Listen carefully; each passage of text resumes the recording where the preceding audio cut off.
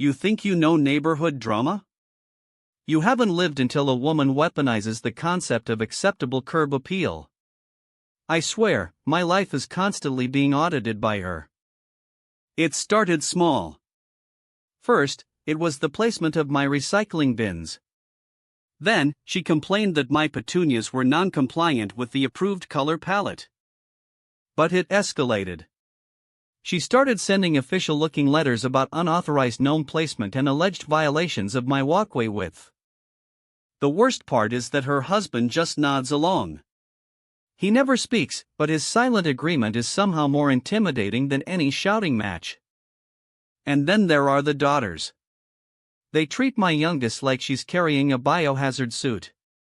It's exhausting just having to witness it. I realized I couldn't just keep absorbing these petty attacks.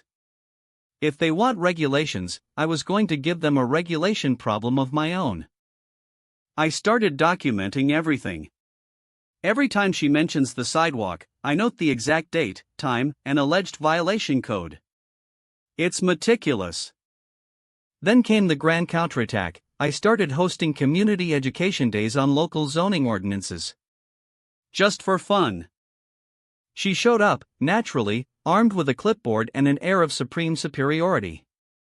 I just smiled and started citing the actual municipal code. I pointed out that her own mailbox was technically violating the setback requirements, and that her decorative bird bath had an improper drainage coefficient. The daughters, meanwhile, were so distracted by their mother's sudden loss of authority that they just wandered off, completely ignoring my youngest. The next week, she didn't send a single violation notice. She actually left her lawn sprinkler running for an entire afternoon. The silence was deafening. It wasn't just a win, it was a systemic collapse of her petty power structure. The feud didn't end with a bang, but with an awkward, mutual understanding that some battles are simply not worth the paperwork.